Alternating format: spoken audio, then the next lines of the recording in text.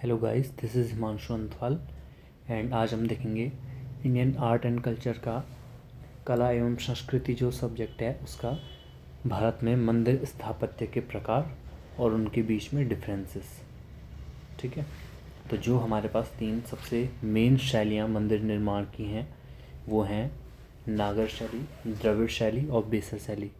मैं इसके नोट्स भी बनाऊंगा तो आप लास्ट में स्क्रीनशॉट ले सकते हैं इसका। ठीक, तो स्टार्ट करते हैं हम। सबसे पहले हमारे पास आएगी नागर शैली।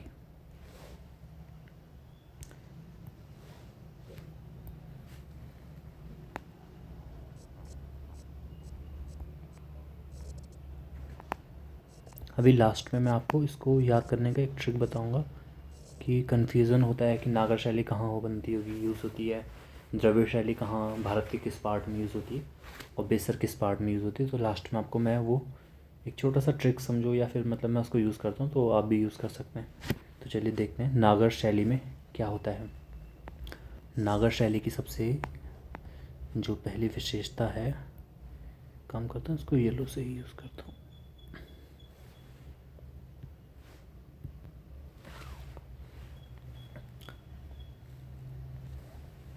पहली विशेषता है इसकी, मंदिर जो है वो विशाल चबूतरे के ऊपर बना होता है। ठीक है, जो एक ऊंचा चबूतरा होता है उसके ऊपर आपका मंदिर बना रहेगा। तो विशाल चबूतरा, लास्ट में हम इसका कंपेयर भी कर सकते हैं एक दूसरे का क्योंकि मैं कॉलम फॉर्मेट में बनाने वाला हूँ। विशाल चबूतरा इसका पहली विशेषता है। दूसरा, पंचायतन शैली में होता है ये।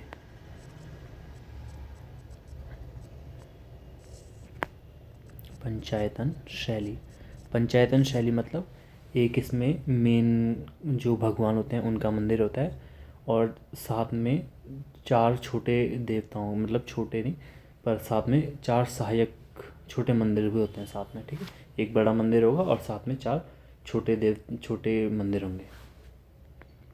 ठीक है, तीसरी इसकी विशेषता है, ये विशेषता मतलब इसमें कन्फ्यूज़न होगा तो इसलिए इसको हम एक टाइप की विशेषता मान सकते हैं। इसमें कोई चार दीवारी नहीं होती है।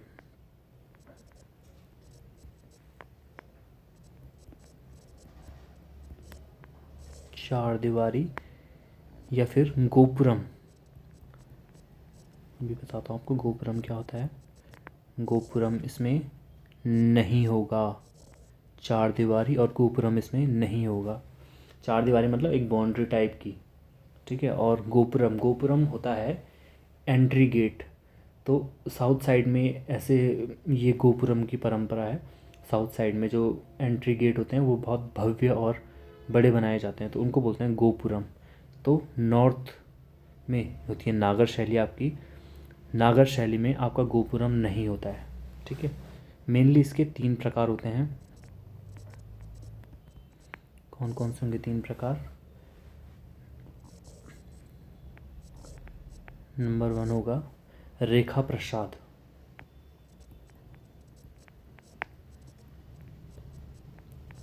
रेखा प्रसाद में ये होगा क्या, वर्गाकार। फिर सेकंड नंबर पे आएगा फमसाना।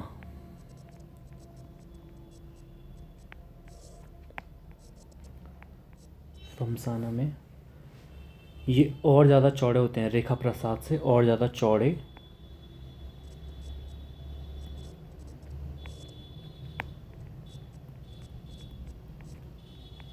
एंड ऊंचे। ठीक है, तीसरा वल्लभी। वल्लभी में क्या होगा, ये होता है इसका जो आधार होता है वो आयताकार होता है। आयताकार आधार, और इसमें मेहराबदार छत होता है। मेहराब आपने पढ़ा होगा, एक गुंबद टाइप का होता है ना, जैसे ये आपका मुग़ल शैली में फेमस है। तो इसमें मेहराबदार छत होता है।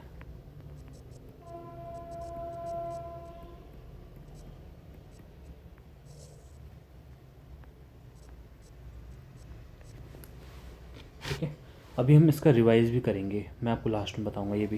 पहले मैं सारे मंदिर जो शैली हैं उनके शॉर्ट में कुछ नोट्स टाइप के बना देता हूँ, ठीक है। अभी देखते हैं दूसरा।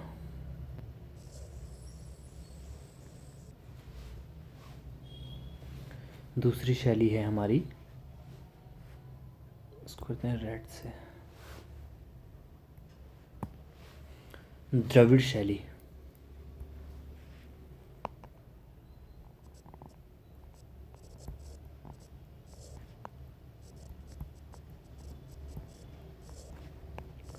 द्रविड़ शैली मेनली यूज़ होती है आपकी साउथ साइड में। साउथ साइड के जो मोस्टली मंदिर हैं वो द्रविड़ शैली में ही बने हुए हैं। तो इनके उपभाग भी होते हैं वैसे नागर शैली के, द्रविड़ शैली के, पर अभी मैं सिर्फ मुख्य भागों की चर्चा कर रहा हूँ, जैसे नागर शैली, द्रविड़ और बेसर, ये तीन ही मुख्य शैलियाँ हैं हमारे पास। तो इसकी विशेषता देखते हैं। इसकी विशेषता सबसे पहली, ऊंचा चबूतरा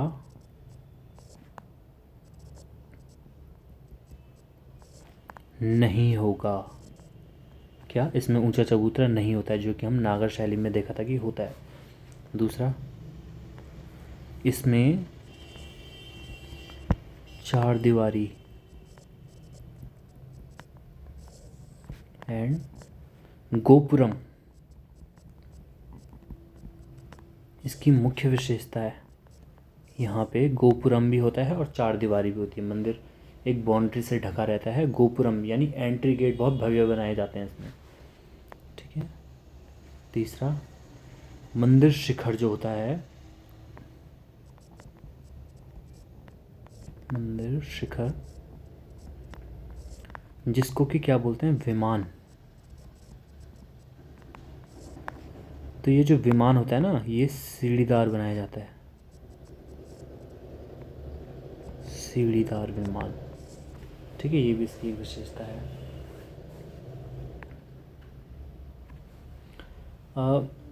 इन दोनों में एक कॉमन, अब आप इसको याद रखना, नागर शैली में भी है ये, जो इसका शिखर होता है, शिखर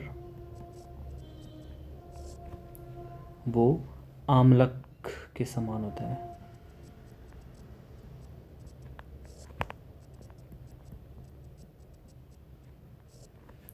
ये इसमें भी है, ठीक है, शिखर वाली विशेषता। दूसरा, इसमें आगे देखेंगे, जो एंट्री गेट होती है तो वहाँ पे द्वारपालों की मूर्तियाँ बनाई जाती हैं, विशाल द्वारपाल की प्रतिमा होती हैं, ठीक है, विशाल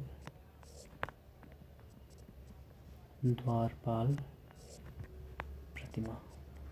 अभी आपके पास लास्ट में इसके एक शॉर्ट नोट्स टाइप के बन जाएंगे। और एक इसकी बहुत इम्पोर्टेंट विशेषता है कि इसके जो मंदिर परिषद होता है वहाँ पे एक जलाशय भी होता है। इसकी एक बहुत इम्पोर्टेंट विशेषता है कि जलाशय या फिर कोई छोटा तालाब टाइप का मंदिर परिषद में होगा। ये मतलब मोस्टली हमें देखने को मिलता है। इसमें लिख लेते हैं एक बार हम, इसमें जलाशय जनरली नहीं देखने को मिलता। नागर शैली में जलाशय नहीं होता है और द्रविड़ शैली की ये विशेषता है कि इसमें जलाशय देखने को मिलता है, ठीक है। और इसमें जो शिखर होते हैं ना मंदिर के, तो एक ही शिखर होता है ऊंचा, ऐसे नहीं होता है कि एक छोटा मंदिर जैसे लाइक पंचायतन शैली में होते हैं कि अलग अलग मंदिर, तो इसमें एक ही शिखर होता है। अभी बना के भी दिखाऊंगा मैं, ठीक है, कैसे।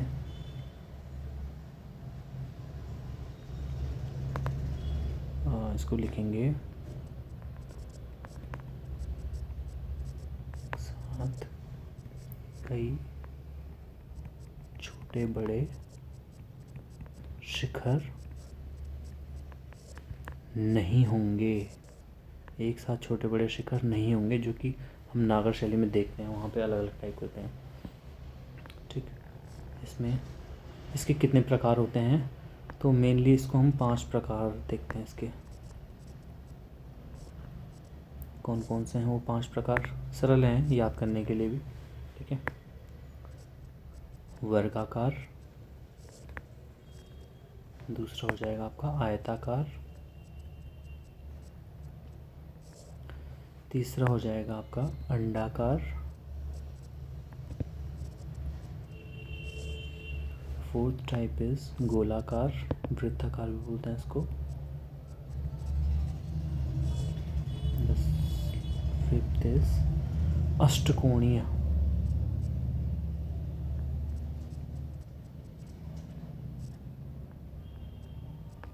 ठीक है, ये 5 इसके टाइप हो गए।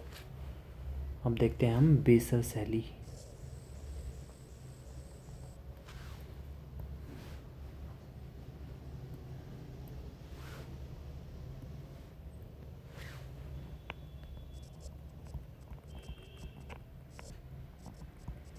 बेसर शैली, तो बेसर शैली आपका कहाँ यूज़ होता है? जो मध्य भारत है उनमें आपका बेसर शैली के मंदिर ज़्यादातर देखने को मिलते हैं। अब सोचो, देखो नॉर्थ में नागर शैली यूज़ होती है, दक्षिण में द्रविड़ शैली यूज़ होती है, तो जो मिड का पार्ट होगा इंडिया का, वहाँ पे क्या उन दोनों की मिली जुली शैली यूज़ होती है। ठीक है, आप मतलब इसको एक थोड़ा लॉजिक से भी देख सकते हैं, तो इसको याद ऐसे कर सकते हैं आप, नॉर्थ में नागर, दक्षिण में द्रविड़ और बीच में बेसर। ठीक है, नॉर्थ में नागर शैली, दक्षिण में द्रविड़ शैली और बीच में बेसर शैली। मिडिल इंडिया में आपका बेसर शैली यूज़ होती है। इसको कर्नाटक शैली भी बोलते हैं।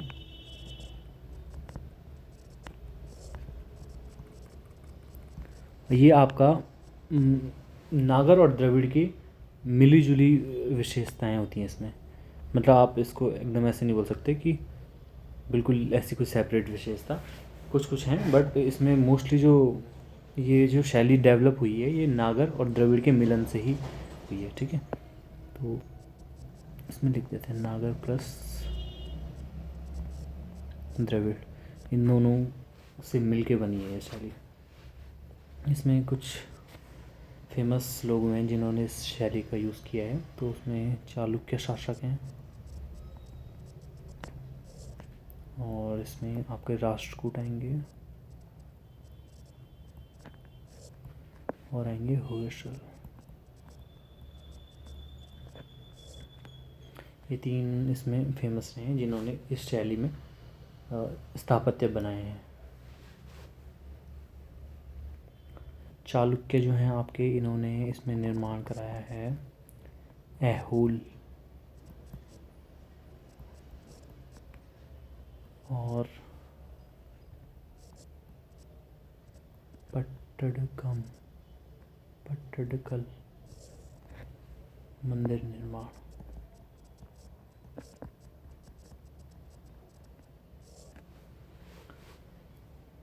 और इसमें एक विशेषता ये भी है कि इसका खुला प्रदक्षिणा पथ होता है, खुला प्रदक्षिणा पथ। प्रदक्षिणा पथ क्या होता है? जैसे मंदिर और बाउंड्री के बीच का जो स्पेस होता है ना, जो फ्री स्पेस होता है बाउंड्री से मंदिर के बीच का, उसको बोलते हैं प्रदक्षिणा पथ। तो वो काफ़ी खुला खुला रहता है, तो बाकी इसकी ऐसे कोई ज़्यादा सेपरेट विशेषता नहीं है। ये इसमें मतलब मेनली आपको नागर और द्रविड़ दोनों की मिली जुली विशेषताएं देखने को मिलती हैं। अब हम इसमें देखते हैं, यहाँ पे थोड़ा सा जगह, वैसे मैं चाह रहा था कि यहीं पे बन जाए, चलो लेट्स ट्राई।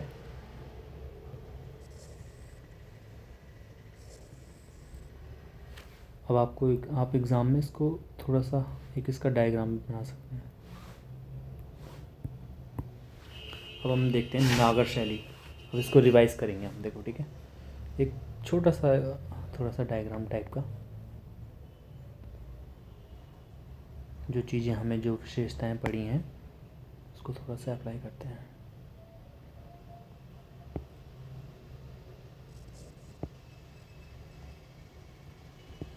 ये हो गए क्या, ये जो 3 छोटे छोटे शिखर बने हैं इनको बोलते हैं मंडप। ये सीढ़ियाँ हो गई इसकी। अभी हमने पढ़ा था ना कि इसमें मंदिर ऊंचे चबूतरे पे होते हैं, तो दिस इज़ द चबूतरा। ये है आपका चबूतरा, ज़मीन से उठे हुए रहते हैं ये काफ़ी।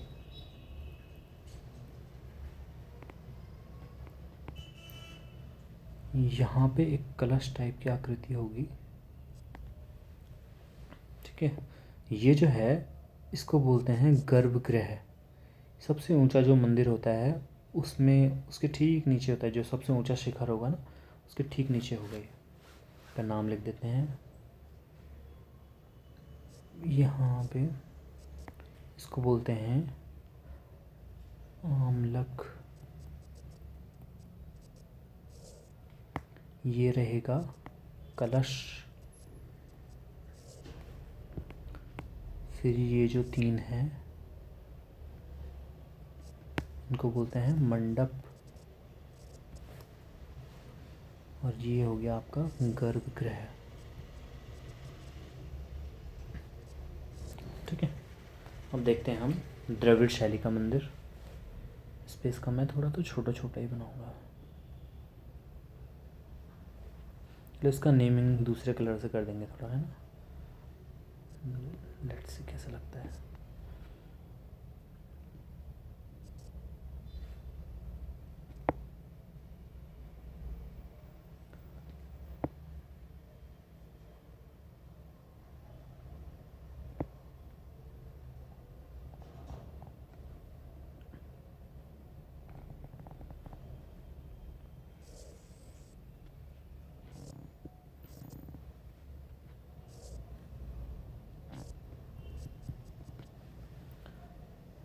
ठीक है, ये बन गया।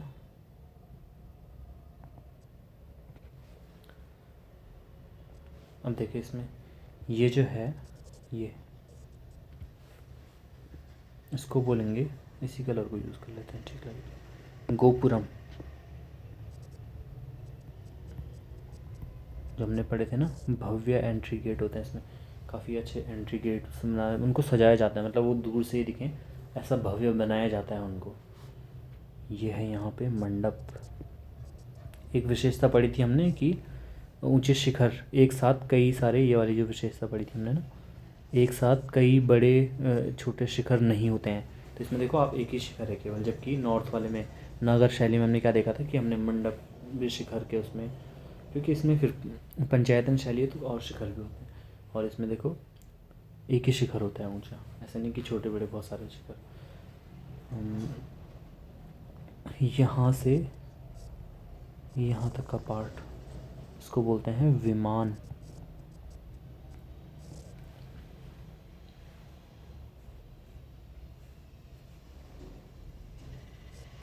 ये हो गया आपका शिखर।